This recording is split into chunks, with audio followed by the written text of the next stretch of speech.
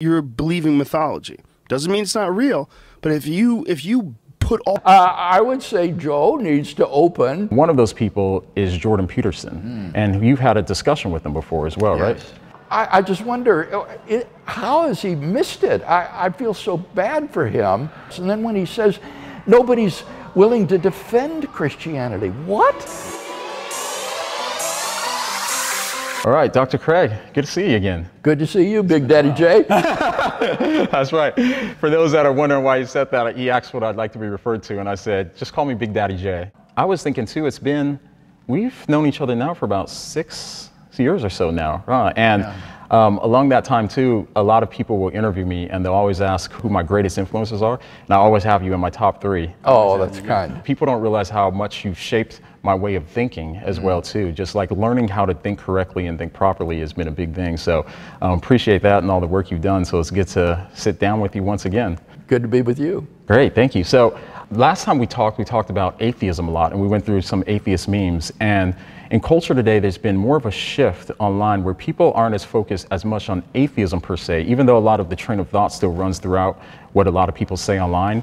There's been a lot of movement over towards certain intellectuals that have really kind of shaped the landscape of how people online think about Christianity. And one of those people is Jordan Peterson. And you've had a discussion with him before as well, right? Yeah, and how did that discussion go? What was kind of like your experience with him? It was a 3-part discussion. Jordan Peterson, I, and Rebecca Goldstein. And in this dialogue on the meaning of life, my goal was to try to draw out Jordan Peterson to think about the implications of his own view, rather than to try to refute him or drive him away. So my main target in that discussion was Rebecca Goldstein, who takes a more hardline atheistic or agnostic position. So I really went after her pretty hard. But with Jordan Peterson, I want to try to encourage him along the way to keep asking questions, to keep exploring, in the hopes that he will come to genuine Christian faith. I noticed during the conversation, it seemed as if you were responding to the question of objective meaning and purpose from, you're really from like a teleological perspective or an ontological or objective perspective. And he was really coming from a pragmatic and kind of, I want to say kind of, I don't want to say postmodern perspective, but more of a subjective experience. Oh, I think you're so right. When I talk about on atheism, there is no ultimate meaning in life. I'm talking about objective meaning. I'm not talking about the subjective meaning that you can give to your life by, say, becoming a major league baseball player or a doctor or a homemaker or something that you find fulfilling. And I think as a psychologist, that's what Peterson is concerned with. How do we find something that will invest our lives with this sort of subjective meaning and purpose? And for me, that's just not the important question. It is the objective question. Is my life, in fact, meaningless and insignificant, regardless of how I happen to regard it? Following a little bit of his work more recently as well, too, I noticed that he seems to have a problem going from the psychological world, the subjective world, perception, and moving that really into the ontological realm of reality. I think that's where he seems to have kind of a barrier there, where he doesn't really know how to make that jump. And it makes sense from the psychological perspective, because if everything you're seeing is through psychology, then how do you get to ontology? You know, and so that's where I understand where he's kind of stuck there. And I'm hoping that you guys will have another discussion here sometime soon. Well, I am scheduled to appear on a panel discussion with him at Pepperdine University in the new year. And this would feature not only Jordan Peterson, but also Bishop Robert Barron, who's an extremely popular Catholic theologian, as well as Alex O'Connor, the former cosmic skeptic. And they claim that they've got Neil deGrasse Tyson and maybe even Richard Dawkins in the wings for this, which would make it a monumental event. That would be great. I'm not sure, have you heard of Andrew Tate? Isn't he the misogynist who has been very abusive of women. That's what he's been accused of, correct. Yeah. That's all I know about him, John. Okay. I don't follow these internet memes. So Andrew Tate has been really influential, really with having people accept belief in God, and also now he's converted to Islam. Oh, so, gosh. Yeah, so it's because he was an atheist, and then he said he was going to be an Orthodox Christian for reasons that we won't get into here. But now he says that he's left Christianity for Islam, and I have a clip actually of some reasons that he gave for his conversion, and so take a look at that and get your thoughts on it. A lot of people who've been following me for a while understand that I've been very respectful of Islam for a long time. Yeah, sure.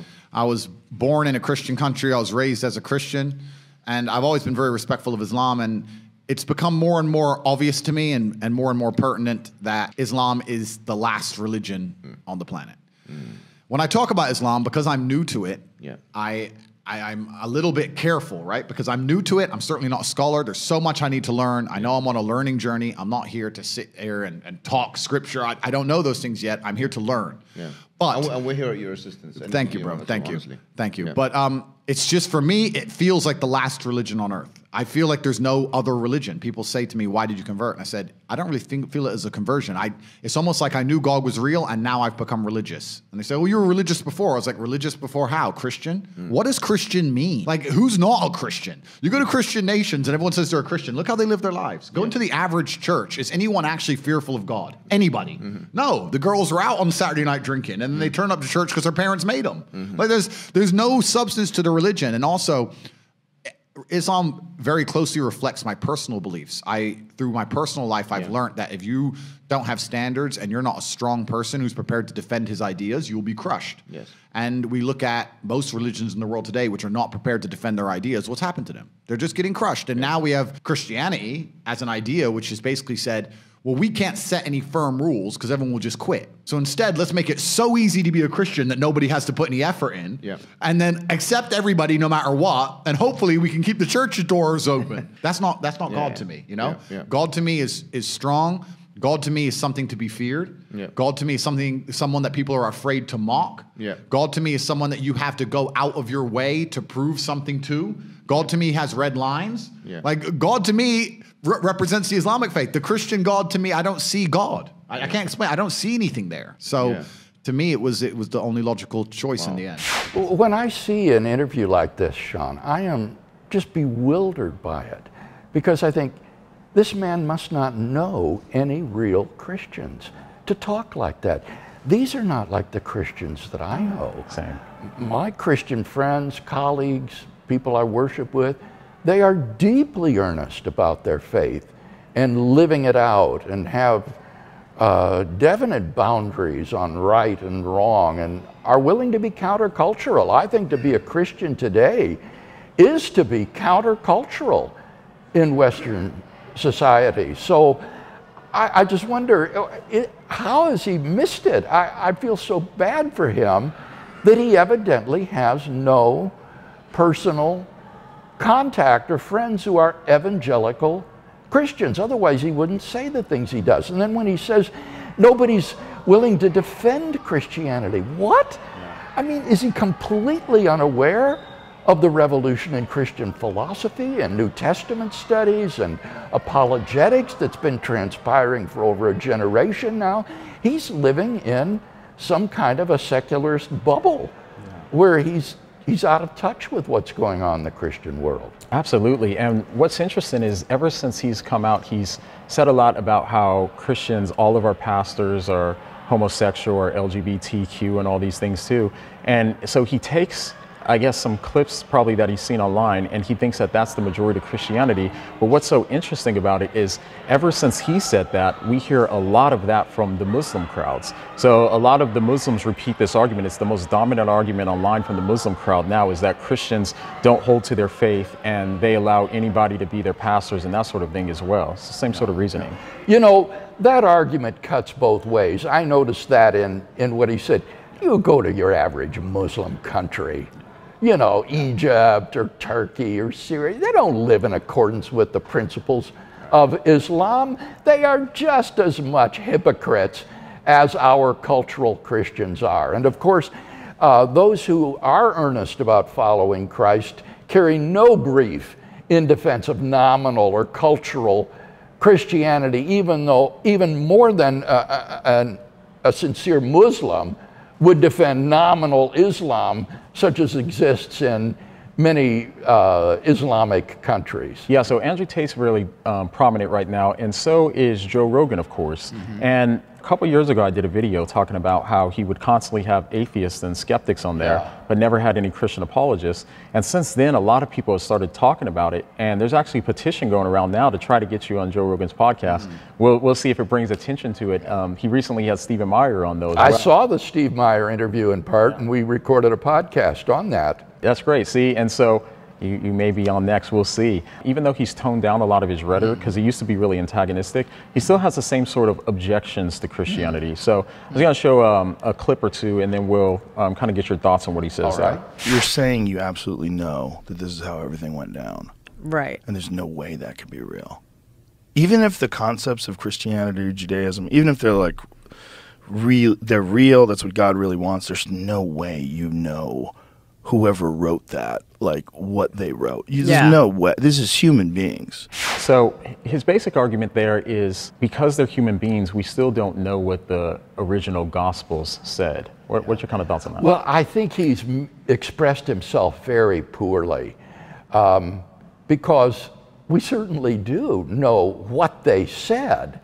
The text of the New Testament, for example, has been established to 99% accuracy by textual scholars, people like Bart Ehrman, who do not deny at all that we know what they wrote because of the manuscript evidence. The New Testament is the best attested book in ancient history, both in terms of the number of the manuscripts and in terms of the nearness of those manuscripts to the date of the original writing. So this is not an issue, what they wrote. The issue is what they wrote true? That's the question, and I think that's probably what he really meant to be asking. There's no way, he says, you can absolutely know that this is true. And I think his interviewee made the mistake of saying, well, yes, I do. And instead, she should have said, you're setting up a false standard of knowledge. You don't need to know things with absolute certainty in order to know them.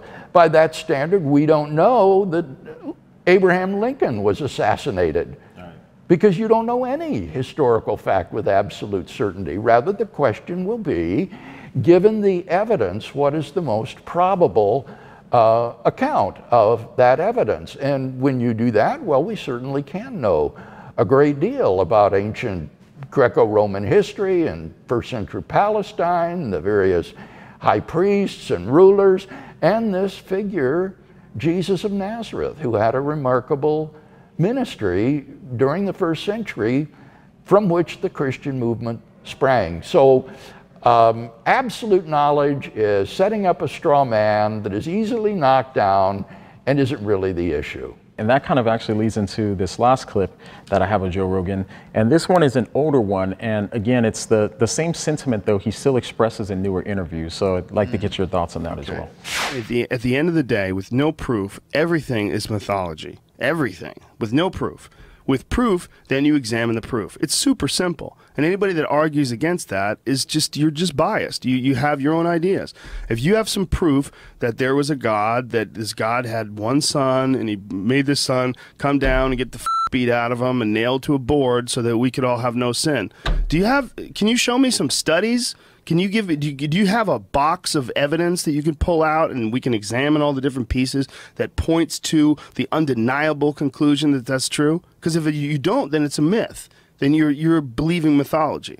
Doesn't mean it's not real, but if you put all your eggs in that basket and you don't have any proof at all, well, you're entering into this weird world where you don't pay attention to shit. What are your thoughts on that? Well, I think we do have a box. I would say Joe needs to open the box called the Blackwell Companion to Natural Theology and look at the arguments for the existence of God. Now, once again, it's setting up a straw man to say it has to be undeniable. If undeniability is your criterion of knowledge, then we know virtually nothing, because you can always deny something. The question will be, where does the balance of probability lie in light of the evidence? And a box like the Blackwell Companion to Natural Theology will give you abundant reasons to believe in God. And as for Jesus, well, I would recommend that he look at the box by scholars like N.T. Wright, The Resurrection of the Son of God, or Richard Baucham's work, Jesus and the Eyewitnesses.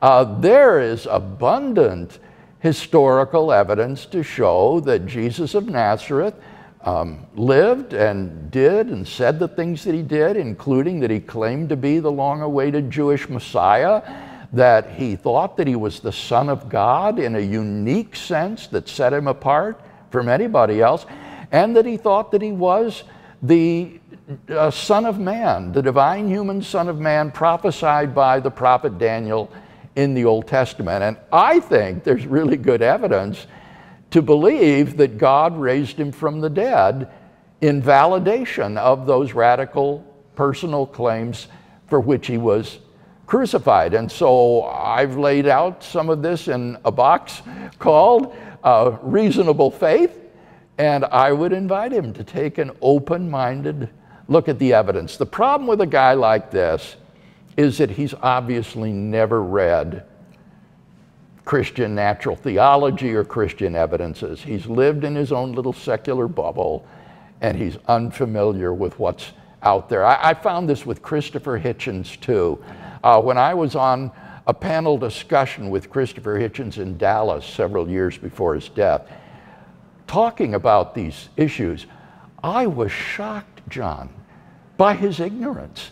He had no understanding of the arguments for or against the existence of God. And I said, Mr. Hitchens, in 2 weeks' time, we are scheduled to have a debate at Biola University on the existence of God. And I really, really recommend that before you come into that debate, you do some study of these arguments so that we can have an intelligent discussion. Yeah. Well, he didn't take me up on that challenge. And as a result, in the debate we had at Biola a couple weeks later, he was just impotent to either defend his position or to criticize the arguments for God's existence that I offered. And I think that Joe Rogan, with all due respect, is in a similar boat.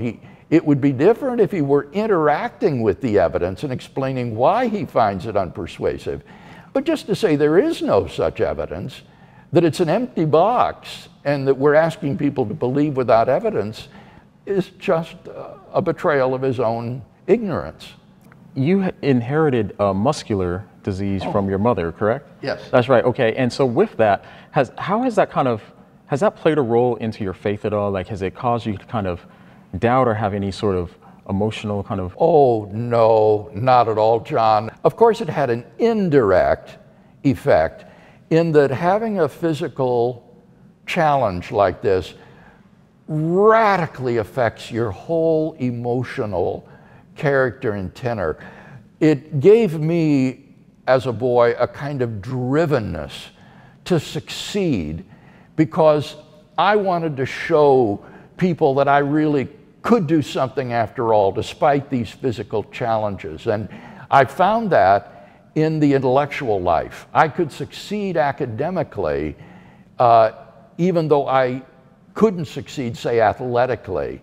And so this disability, if you will, drove me into the academic life, the intellectual life, and so has shaped me very deeply, but never in the sense of causing any doubt or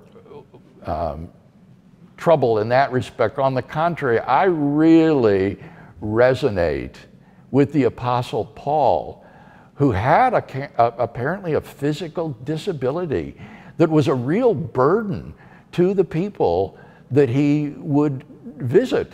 And he says this is a thorn in the flesh, a messenger of Satan to harass me.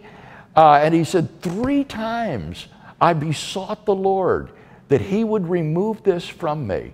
But God didn't do it. Instead, he said, my grace is sufficient for thee.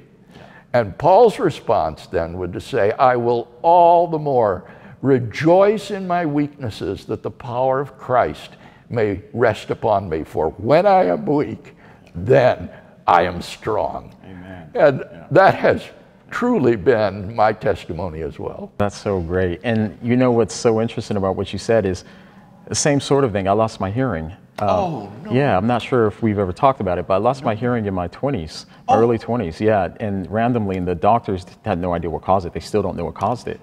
But what that did is, because I wasn't able to even work or communicate really with people that much for over a year, I ended up getting on Facebook a lot, getting more into philosophy, started going into the atheist chat rooms and stuff like that. And then that's when I really got re-engaged with your work again. And that's what launched my YouTube channel and everything else. So God used, it looks like in both cases, he used our physical weaknesses for his glory and his strength, which is great. It is wonderful. That's great. And now, really redemptive. It is, absolutely. And death can come for any of us at any time. If you were to die soon, what would be something that you would want people to kind of remember about you and your ministry or whatnot? Well, I would hope that my unfinished systematic philosophical theology would be published as an incomplete work that I left behind and as a kind of legacy. And I would hope that I could be remembered as someone who was sold out and zealous for the cause of Christ to the end of his life. And I hope, God willing, that I will be able to finish well. That's great. Well, I definitely appreciate your work, and countless people, and I mean this when I say it, all of my friends I talk to, all of us, even my friends that you've met today, all of us have been so immensely impacted by your work that we just can't thank you enough. Like, you've really helped to shape all of us in such a dramatic way, so it's been a real blessing. So we're thankful for everything that you've done, your life, your ministry, and your work. Well, thank you. And how could I help but be joyful when I hear encouraging words like that, John? Thank you. Amen. All right. Well, thank you, Dr. Craig, and we'll talk again soon. Okay. All right. Oh, I forgot. The next time that you hear Andrew Tate or Joe Rogan saying something like that, what are you going to say? What do you mean?